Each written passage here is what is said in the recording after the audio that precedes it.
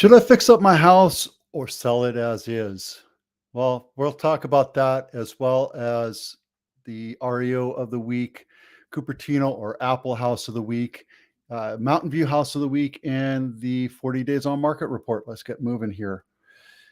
So, I guess what I want to tell you first off is that you can sell it any way you want. You can sell a lump of clay, or you can sell a vase that's been spun into a vase into and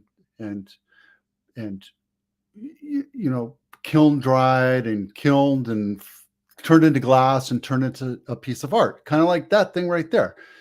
Absolutely, there's an intrinsic value to what effort you put into what you're selling. Now, if you're going to sell your house as is or a lump of clay, then expect to get that price. You can't come to the market and say my house is worth this because the square foot per or price per square foot is X and my house is Y and X times Y is Z. And it just doesn't work that way because there's value in your upgrades, in what's been repaired, and what upgrades you've done, and the location and how your house looks. So let's take a quick look at this house that I saw on market. Now, before it was on market, this is what it looked like. Now, it's not a bad looking house. It looks fine, except for if you look at it a little closer, there's some damage, water damage there. It's on a busy street, so we're going to give them on that. But look, they have this, whatever this is, there's a net there. I don't know what that's for. It's actually split in half, but then the ground cover is kind of lacking. It's okay. It's an okay looking house, but that's a lump of clay. Now you take a few minutes or a couple days and you fix it up, you paint it, and and you put some mulch out there, you make it look presentable, you fix the water rot, paint it up, make it look nice, then yeah, your house is going to be worth a whole lot more.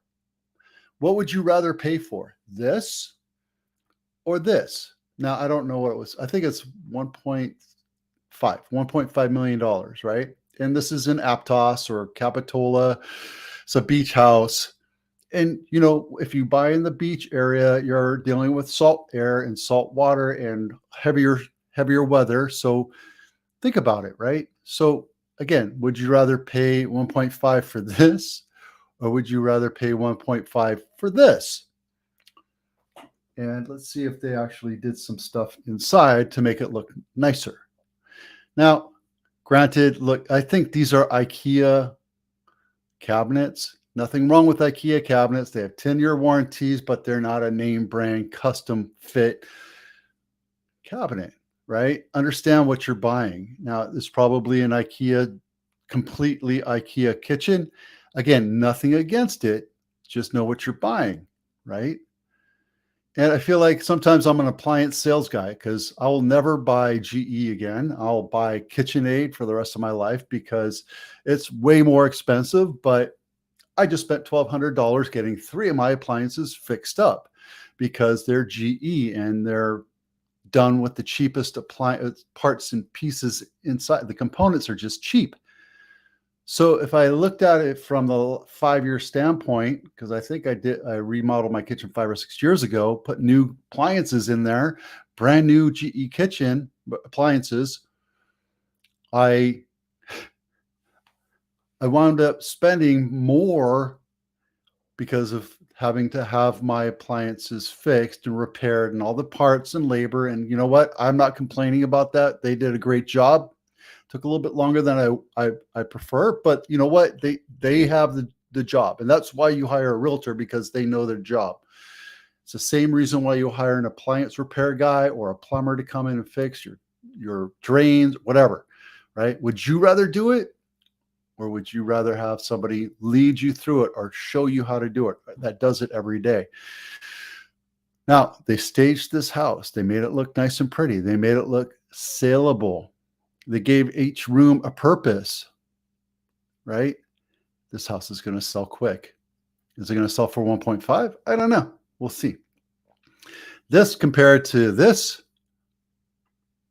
which we looked at yesterday, this house is not ready to sell. This house is going to be on market forever.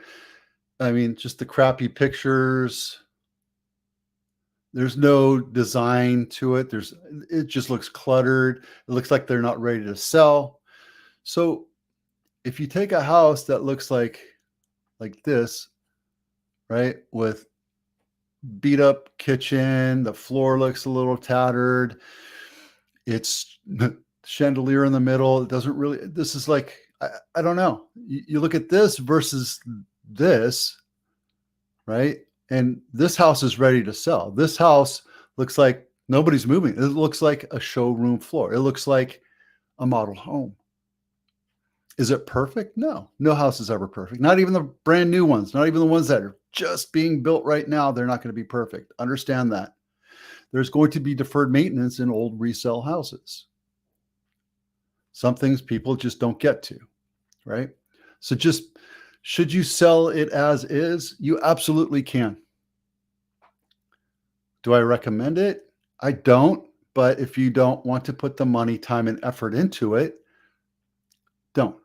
Do I tell you to remodel your kitchen? I don't say remodel your kitchen. I say paint the cabinets, put new counters on top, put new silver or stainless steel appliances in and make it done. It's going to cost some money, but yeah, it'll look a lot better. People would rather buy a house that looks nice. Now, if you're struggling and you're a first-time buyer and you're trying to figure it out, sometimes a house that's in as-is condition might be a better choice for you. But understand, the people you're selling to is a first-time buyer versus somebody that can afford a fixed-up house, a house that looks like a brand new house. And a first-time buyer can't afford a higher-end house. So just keep that in mind. Should you fix it up or sell it as is? It's always up to you.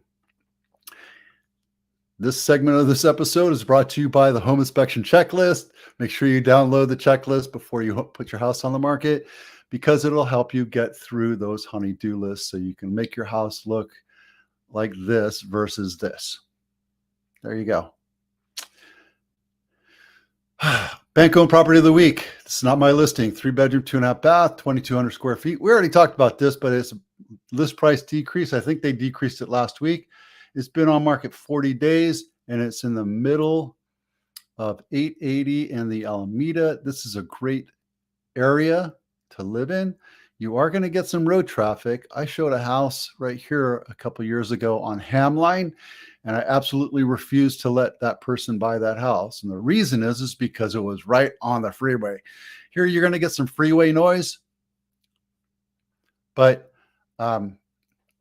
this is a bank-owned property.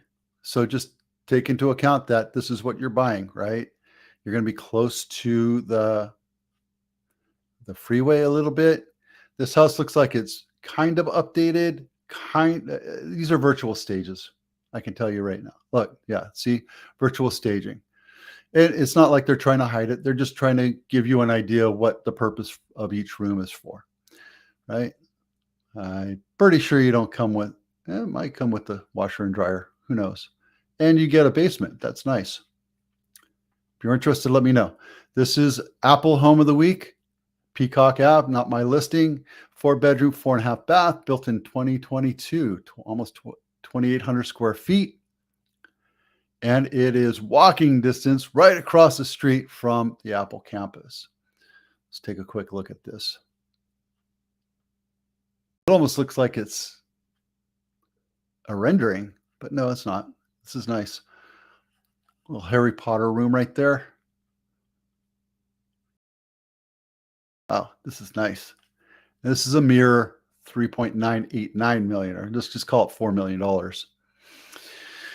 Mountain View Home of the Week. What you get for $1.6 million, which is funny because this is about what my house is worth. Now, I've remodeled the kitchen, the bathrooms, dual pane windows, put air conditioning in, new window, a new roof, 20-year roof now. But it has pretty much everything new on it. But then you look at this and it's a 2-bedroom, 2-bath, 1,300 square feet, built in 1936 and not touched. Looks like a cottage. And old ass kitchen. gross floor, gross carpet, some funky wallpaper on the side there. And that's crazy to me that you can still buy this is a Mountain View.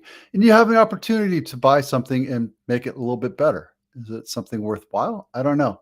The other part is it's really close to Central Expressway. So you're going to get some noise. You're going to get off traffic noise and you're going to get Central Expressway noise. So good luck to that seller.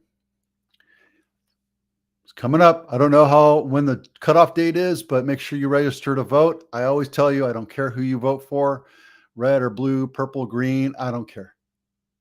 It's your duty and your right to vote. If you're a citizen, go out and vote. I'm registered, ready to go. Here we go. And get out there and vote. Okay. 40 days on market. We have 191. I'll make this a little bit bigger for you. There we go. 90 days on market, 68. That one number goes up. 40 days went down a little bit. REOs went up just a tad bit. REOs, all of California went up just a tad bit. For sale, we have 488. Santa Clara County is 1097, almost 1100. So that number went down. Pendings is 73, and we closed 67, which is not a whole lot, but we're still coming in from the summer doldrums. And we had 139 close this last week in Santa Clara County total. Now, yesterday, I saw my internet marketing muse, Ryan Lundquist, give me this information right here. And I thought, oh, I'm going to do the exact same thing. I thought it was kind of fun to have.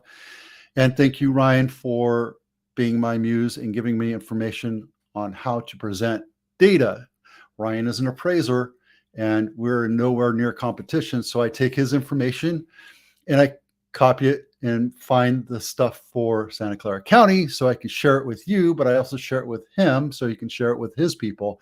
And it's nice to do because how else are we going to know what's going on? Now, these numbers aren't exactly the same. This is actually 55% versus 45%. You get it, right? Our numbers are down for sure. And yeah, just something, a nice glance. This is from 2019 to 2024, year to date. Year to date. I don't know if this one's year to date. Median price, average price, and months of supply have gone down. That's what I'm telling you is months of supply has gone up elsewhere. In our area, in the Bay Area, it's dwindled down. There's a lot less homes for sale. And that's why I show you these numbers, because it's important to understand that the supply is still low for where we are. We need to be at about 1,000 homes for sale in San Jose and about 2,000 homes for sale in Santa Clara County to make it a balanced market. Here we're showing you that there's just not enough supply, so prices are going to continue to go up. The average price in Santa Clara County is almost $2.3 million. Now it's 1.9, and in June or July, it went up to $2 million and came down. So that number's fluctuating every day. And then median days on market is 10, but actual average is 21 days, which has come down significantly since 2019. So there you go. All right, that's it for now.